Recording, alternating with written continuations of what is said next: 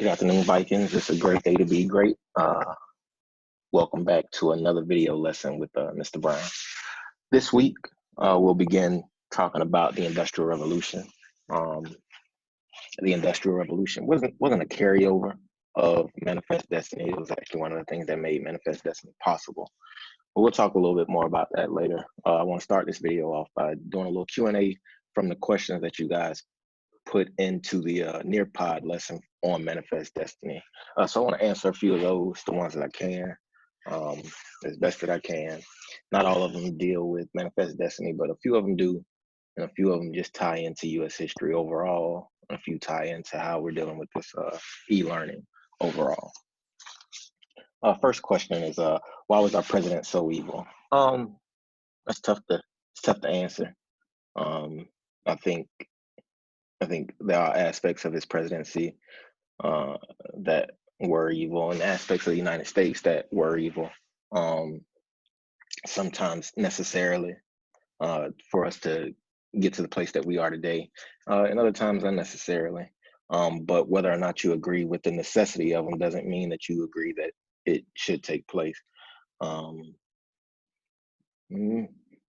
Sometimes it takes some men that aren't morally aligned with us to carry out some great deeds. Not saying anything that everything about that was great, but anyway.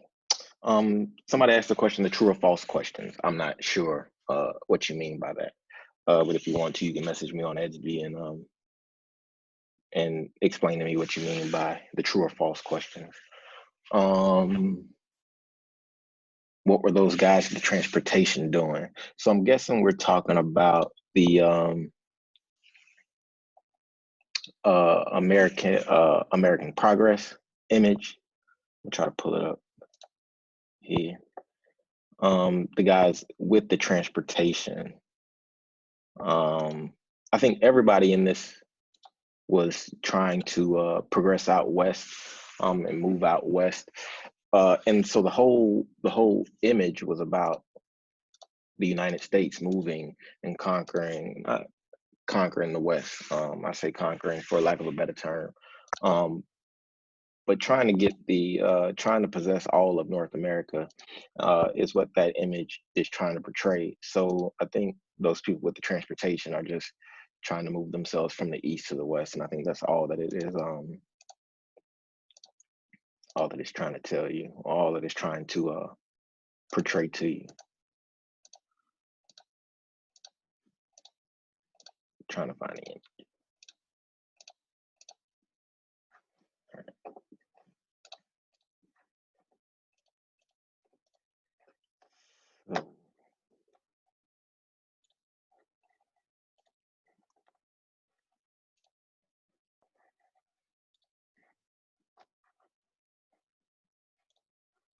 So if we make this full screen, people with the transportation, I'm guessing you're talking here.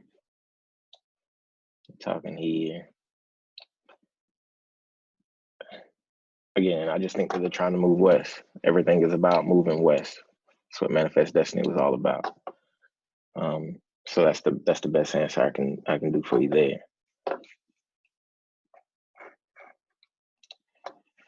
All right. Next question.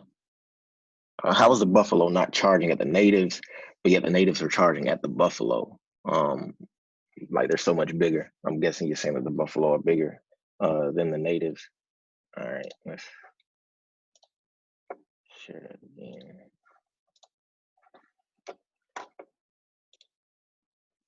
Buffalo not charging at native. Okay, so I think the Native Americans are not a big factor here. Buffalo are running away here, and we see Native Americans running away here. This image isn't supposed to be about the Native Americans. It's actually about, again, the United States spreading west. So it's about white Americans moving west, including Lady Liberty. I think the buffalo and the Native Americans are all trying to get away from Lady Liberty and these white Americans. And at this point, I think we should know why. As the Americans were spreading across North America, as the Americans came into the United States to begin with, um, it was always conflict with the Native Americans, and it was always conflict in how they impacted their environment. So all of these animals that had been free to roam the area at the time are now running away from the Americans, because as America progresses, as America builds more and industrializes more, and it takes away from those buffalo's environment. So they have to go and they have to find new lands as well for their own safety, so that they're not killed off and so that they can find food because the forests are being chopped down. So Native Americans and the buffalo are trying to get west. I don't really think that any Native Americans are chasing the buffalo here. Next question is, how did the Native Americans see the angel? And that is not an angel. That is Lady Liberty. But she represents freedom. She represents liberty. Statue of Liberty is a representation of Lady Liberty. And again, you got to think about what Lady Liberty represents. So the Native Americans aren't so much in the picture, they are running from her. But on the whole, what the picture is trying to suggest and represent is that the Native Americans are trying to flee from American influence and the American ideal of manifest destiny. Because as Americans spread further and further west, we killed more and more Native Americans, and so those Native Americans were just trying to flee for safety and flee for a bit of land that they could hold on to, since we continuously took their land. Were the Native Americans living with the Americans peacefully? In some places, I'm sure they were. But anytime the Americans felt the need to spread out, that meant gaining more and more land. And usually the people that were already on that land were the Native Americans. So not many times did Native Americans want to give the land up peacefully, because they knew what the Americans or how the Americans wanted to obtain it. So it wasn't much peace in the transfer of land, but there were times where where white Americans were living with Native Americans peacefully. I remember that in Georgia, the Cherokee still had lands in Georgia before President Jackson went through and conducted his Indian removal policy. So there were times, but any time that the Americans needed more land or needed more resources, it was the Native Americans who got the tail end of that deal. I'm so confused. I have no idea what this is. That's very broad. If you want to message me and Edsby to be more specific about what you don't understand about Manifest Destiny, I'll be glad to help you out. Two more questions. Why did all of this happen instead of just having peace? That's a philosophical question. It's hard to have peace when you have something that I want and you don't want to give it to me, and I'm not going to take no for an answer. Last question: who did the Manifest Destiny affect, and how bad? Who else was involved during this era? So Manifest Destiny concerned all of North America. We saw the ideals, and there was a question that you had in the Nearpod activity that talked about when Manifest Destiny might have took place without it actually being called Manifest Destiny. All the way back in the time when we came to North America, or when Europeans came to North America, it was about them trying to gain new lands. And they started wiping out Native Americans from there. And then once the American colonies were established, and then you still had the French and Indian War when we were still a part of Great Britain. That was still about gaining territory, because British settlers, or the American settlers, and the French settlers all claimed the Ohio River Valley, but of course it comes down to who can actually take it by force, because that's how things work most of the time. So we saw Manifest Destiny, or ideals that are now related to Manifest Destiny, all the way back in colonization, the French and Indian War, Even the War of 1812, Great Britain was trying to take their land back, and we're still trying to progress further and further west. So Manifest Destiny affected many people, the Native Americans, the French that was still in North America, the Spanish that was still in North America, Mexico, the English settlers, Great Britain that still had control over Canada, the United States, and also never forget those African slaves that still were in the United States, because as the United States spread out, they needed more and more people to work this land. As we acquired more and more, and those people, more times than not, were the African slaves, especially in the South. Who else was involved during this era? Again, Native Americans, United States white Americans, African slaves, the Spanish, the French, the British, Mexico when it eventually achieved its freedom. All of those people were involved in this era. That's all I have for that question and answer period. Now we're going to move on into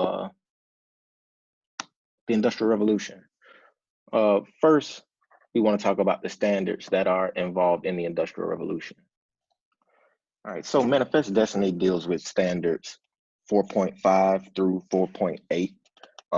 Standard 4.5 is explain the causes, course, and consequences of the 19th century transportation revolution on the growth of the nation's economy. So the transportation revolution ties into the Industrial Revolution. Through the Industrial Revolution, as we'll come to find out, the steam engine was created, and through the steam engine, you got the steamboat and the locomotive. So those are two forms of transportation that helped move people out to the West, move people around in general. On the growth of the nation's economy. We know economy, it deals with jobs, it deals with the money flow in the country.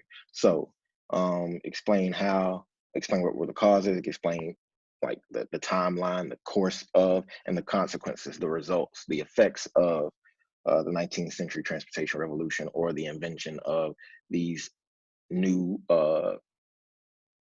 these new machines that help people move faster and move more effectively and move more people in some cases. How did that help with the nation's economy?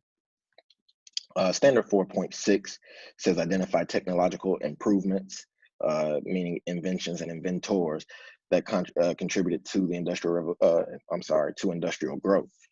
Seems pretty self-explanatory. The inventions and the people that that played a heavy role in the Industrial Revolution. Standard 4.7 says explain the causes, course, and consequences of New England's textile industry. We'll talk about that a little later on.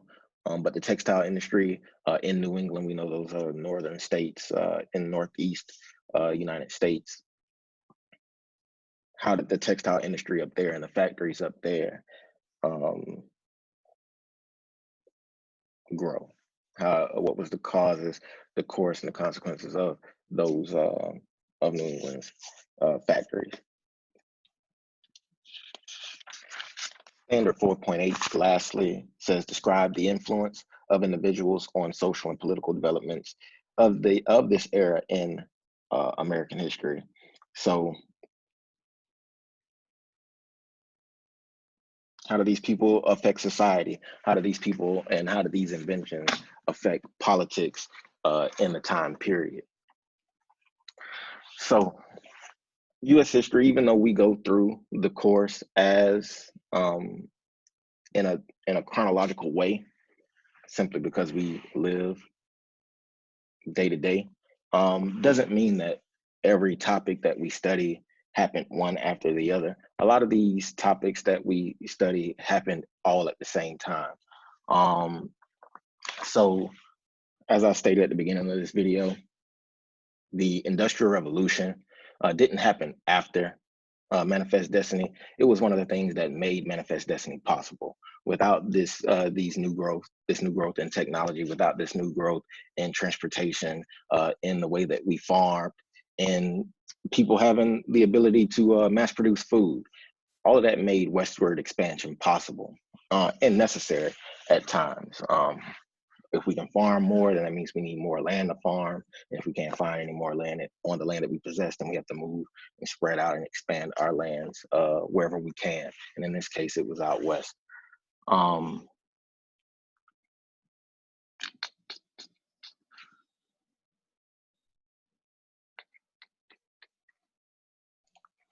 So don't think of this lesson as coming after Manifest Destiny. Think of it as all going on at the same time.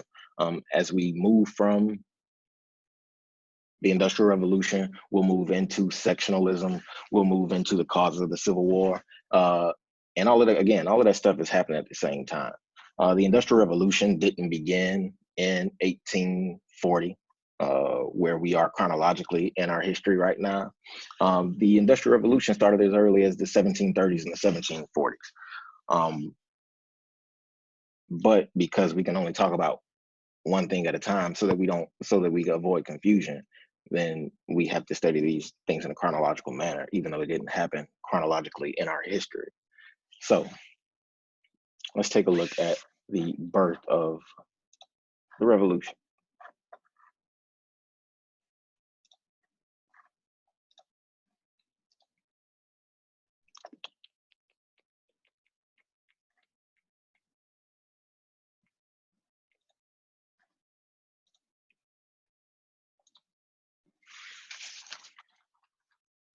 So I know we might not really know what an industry is or what a revolution is, but at this point we've already seen a revolution. We've seen the American Revolution. And if we think back and we remember what the American Revolution was all about, it was about us giving birth to our own country. So it was a drastic change in government, a drastic change in the way of life for the American colonists as they became their own country. So a revolution is a drastic change. And we'll talk about what industry is in a second. So the economy, our first definition, is the system of wealth, production, and consumption of a region.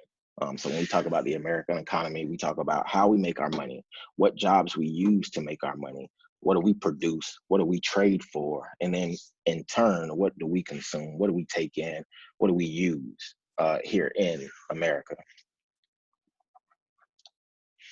A revolution, as just stated, is a dramatic change in the way that something works. An industry is economic activity where raw materials are turned into finished goods in factories. So we saw that, which surprised a lot of us, that cotton is a plant, and that cotton grows, and we then have to turn it into t-shirts. So we talked about before we left class, we talked about the fact that Southern cotton was grown and sent to Northern factories and turned into t-shirts, turned into other forms of clothing, and turned into blankets, any of the textiles that we could use from cotton. And that's what we refer to as industry. The Industrial Revolution looked very different in the two sections of the country that we recognize so far. In the North, remember that we didn't have many farms because the land wasn't very farmable, definitely not as farmable as the South. So they weren't going to be able to just throw up all of these huge plantations, but what they could do was throw up these huge factories that could turn the cotton that's grown in the South into finished goods up in the North.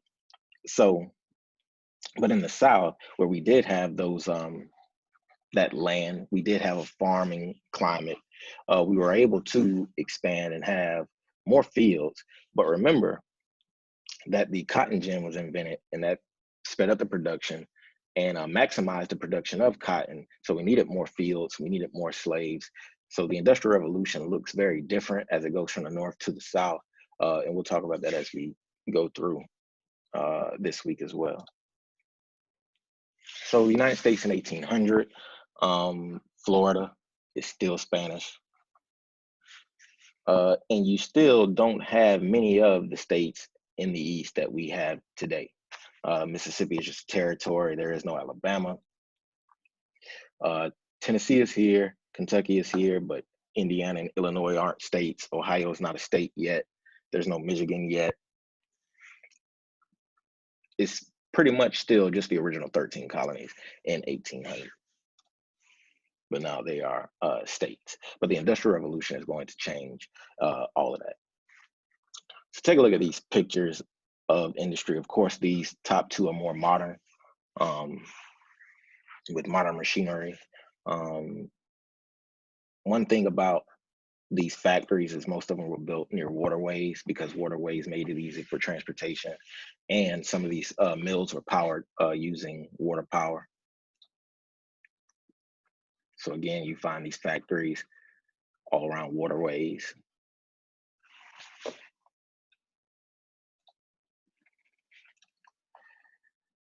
So again, fast moving factories were placed near water because fast moving rivers powered these mills and also made transportation very easy.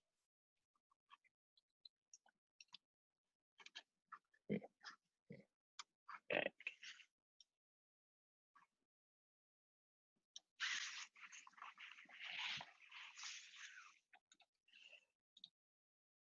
So cotton grown in the South, factories in the North. Take that cotton, we send it to the North, and then from those factories, they'll send back to the South, send to the West, send to other countries, different textiles, t-shirts, jeans, blankets, whatever else we can make from cotton. Factories didn't start in the U.S., however. Um, a man by the name of Samuel Slater, who was a British factory worker, brought the knowledge of factories over to the United States. He built America's first cotton mill from memory. He remembered it from a man named Arkwright, who owned a factory in Great Britain. Samuel Slater worked at that factory, took what he could remember, and built America's first cotton mill in Pawtucket, Rhode Island. Uh, at the center of these mills were the owners, and these owners were very savvy in their business. So they created what we call mill towns. A mill town is a town that's built around a mill, and the entire mill is owned by the mill owners. So not only are you working for the mill owner when you go to work, but then when you go to the local grocery store, or then you have to buy grocery from this mill owner. When you go home, your apartment complex is owned by this mill owner. So the money that he's paying you, you have to pay back in rent, you have to pay back in groceries. So at the end of the day, he wasn't losing a whole lot of money. Some examples of mill towns. Not only it wasn't just men working in these factories, you also had children. You also had women working in these factories, and one famous women's mill was the Lowell Mill in Massachusetts. They were known as the Lowell Mill Girls or the Lowell Girls. You did have some mills in the South, not nearly as many as you had in the North, but Southern mills did the same thing that Northern mills did. Here are some examples of some mills in the South.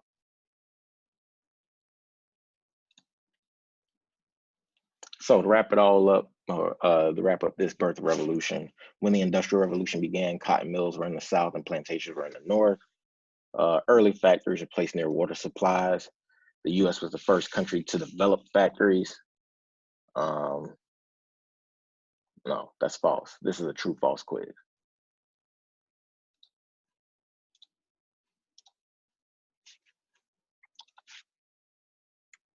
So when the Industrial Revolution began, mills were in the South and plantations were in the North. That's false.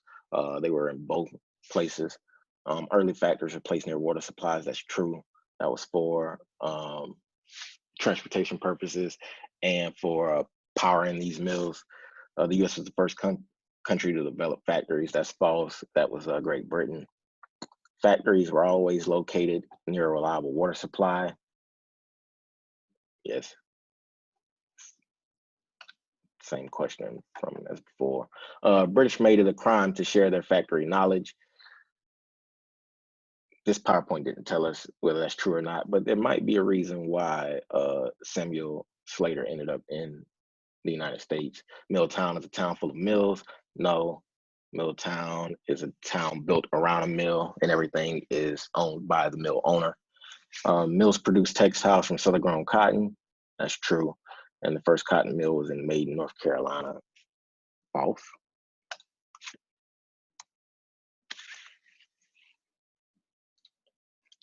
So we'll continue to progress throughout the week on the Industrial Revolution. It's one of my more favorite topics about 8th grade American history. Hope you enjoy as well. Tune in next time. You guys have an excellent rest of your day.